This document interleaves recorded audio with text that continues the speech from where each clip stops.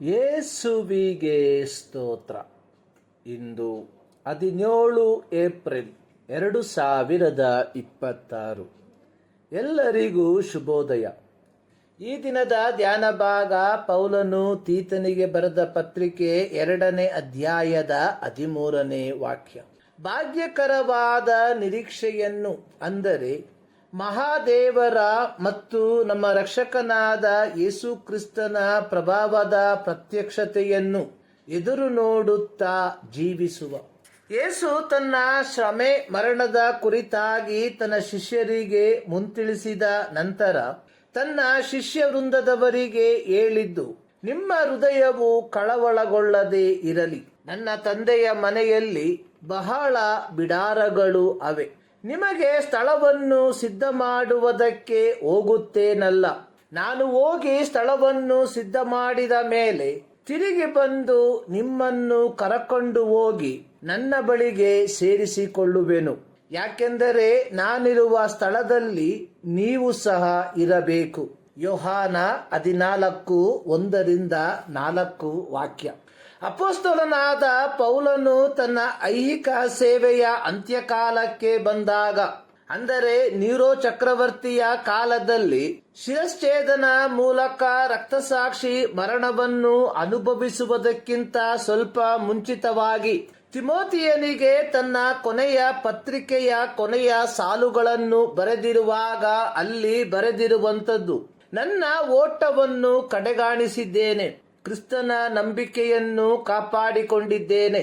ನೀತಿವಂತರಿಗೆ ದೊರಕುವ ಜಯಮಾಲೆಯು ಮುಂದೆ ನನಗೆ ಸಿದ್ಧವಾಗಿದೆ. ಅದನ್ನು ನೀತಿಯುಳ್ಳ ನ್ಯಾಯಾಧಿಪತಿಯಾಗಿರುವ ಕರ್ತನು ಆ ದಿನದಲ್ಲಿ ನನಗೆ ಕೊಡುವನು. ನನಗೆ ಮಾತ್ರವಲ್ಲದೆ ತನ್ನ ಪ್ರತ್ಯಕ್ಷತೆಯನ್ನು ಪ್ರೀತಿಸುವವರೆಲ್ಲರಿಗೂ ಕೊಡುವನು. 2 ತಿಮೋತಿ 4:7-8. ಯೇಸು ಕ್ರಿಸ್ತನು ಮನುಕುಲಕ್ಕೆ ಕೊಟ್ಟಿರುವ ಅತ್ಯದ್ಭುತವಾದ ಭರವಸೆ ಎನ್ನುವಂಥದ್ದು, ನಮ್ಮ ರಕ್ಷಣೆಯು ಪರಿಪೂರ್ಣತೆಯ ಹಂತವನ್ನು ತಲುಪಿದಾಗ ನಾವು ಮಹಿಮೆಯನ್ನು ಹೊಂದುವಂತದ್ದಾಗಿದೆ. ಯೋಹಾನನು ತನ್ನ ಪತ್ರಿಕೆಯಲ್ಲಿ ಬರೆದಿರುವಂಥದ್ದು, ಈಗ ದೇವರ ಮಕ್ಕಳಾಗಿದ್ದೇವೆ, ಮುಂದೆ ನಾವು ಏನಾಗುವೆವೋ ಅದು ಇನ್ನೂ ಪ್ರತ್ಯಕ್ಷವಾಗಲಿಲ್ಲ. ಕ್ರಿಸ್ತನು ಪ್ರತ್ಯಕ್ಷನಾಗುವಾಗ ನಾವು ಆತನ ಆಗಿರುವೆವೆಂದು ಬಲ್ಲೆವು. ಯಾಕೆಂದರೆ ಆತನಿರುವ ಪ್ರಕಾರವೇ ಆತನನ್ನು ನೋಡುವೆವು. 1 ಯೋಹಾನ 3:2. ಎದುರು ನೋಡುವುದು ಎಂಬ ಪದಕ್ಕೆ ಬಳಸಿರುವ ಗ್ರೀಕ್ ಪದ ಪ್ರೊಸೆತ್ಕೋಮೈ.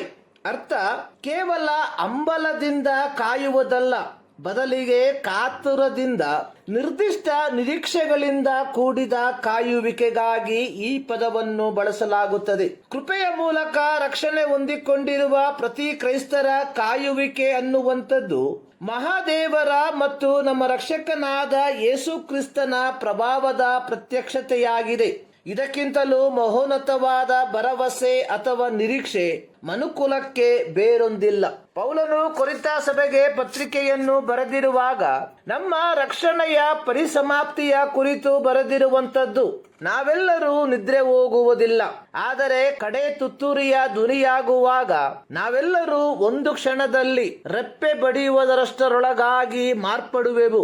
ತುತ್ತೂರಿಯು ಊದಲಾಗಿ ನಾವು ಮಾರ್ಪಡುವೆವು. ಲಯವಾಗುವ ಈ ದೇಹವು ನಿರ್ಲಯತ್ವವನ್ನು ಧರಿಸಿಕೊಳ್ಳುವುದು, ಮರಣಾಧೀನವಾಗಿರುವ ಈ ದೇಹವು ಅಮರತ್ವವನ್ನು ಧರಿಸಿಕೊಳ್ಳುವುದು. ಪೌಲನು ಥೆಸಲೋನಿಕ ಸಭೆಗೆ ಪತ್ರಿಕೆಯನ್ನು ಬರೆದಿರುವಾಗಲೂ ಅಲ್ಲಿ ಹೇಳಿರುವಂಥದ್ದು, ಕರ್ತನು ತಾನೇ ಆಜ್ಞಾಘೋಷದೊಡನೆಯೂ ಪ್ರಧಾನ ದೂತನ ಶಬ್ದದೊಡನೆಯೂ ದೇವರ ತುತ್ತೂರಿ ಧ್ವನಿಯೊಡನೆಯೂ ಆಕಾಶದಿಂದ ಇಳಿದು ಬರುವನು. ಆಗ ಕ್ರಿಸ್ತನಲ್ಲಿ ಸತ್ತವರು ಮೊದಲು ಎದ್ದು ಬರುವರು. ಆಮೇಲೆ ಜೀವದಿಂದಿರುವ ನಾವು ಅಂತರಿಕ್ಷದಲ್ಲಿ ಕರ್ತನನ್ನು ಎದುರುಗೊಳ್ಳುವುದಕ್ಕಾಗಿ ಅವರ ಸಂಗಡ ಮೇಘವಾಹನರಾಗಿ ಪಕ್ಕನೆ ಒಯ್ಯಲ್ಪಡುವೆವು. ಹೀಗಾಗಿ ನಾವು ಸದಾಕಾಲವು ಕರ್ತನ ಜೊತೆಯಲ್ಲಿರುವೆವು. 1 ಥೆಸಲೋನಿಕ 4:16-17. ಪ್ರಿಯರೇ, ಇದು ಕರ್ತನು ನಮಗೆ ಕೊಟ್ಟಿರುವ ಏಕೈಕ ಭರವಸೆ ಎನ್ನುವಂಥದ್ದು.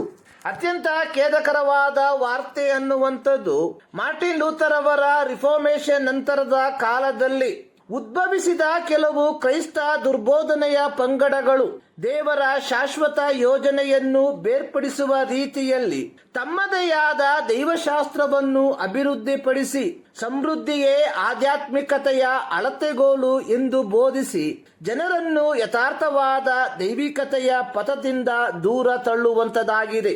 ಹೀಗಿರಲಾಗಿ ಪ್ರೀತಿಯ ಕ್ರೈಸ್ತರೇ, ಸಮೃದ್ಧಿ, ಬಿಡುಗಡೆ, ಶಾಪ ವಿಮೋಚನೆ ಇತ್ಯಾದಿ ಹೆಸರುಗಳಲ್ಲಿ ನಡೆಸಲ್ಪಡುತ್ತಿರುವ ದುರ್ಬೋಧನೆಯಿಂದ ದೂರ ಉಳಿದು ನಮ್ಮ ರಕ್ಷಕನಾದ ಯೇಸುವಿನ ಪ್ರಭಾವದ ಪ್ರತ್ಯಕ್ಷತೆಗಾಗಿ ಎದುರು ನೋಡುತ್ತಾ ನಾವು ಜೀವಿಸುವವರಾಗಿರುವ ಈ ಮುಂಜಾನೆಯಲ್ಲಿ ಸರ್ವಶಕ್ತನಾದ ದೇವರು ಈ ಅಧ್ಯಯನದ ಮೂಲಕ ನಿಮ್ಮನ್ನು ಆಶೀರ್ವದಿಸಲಿ.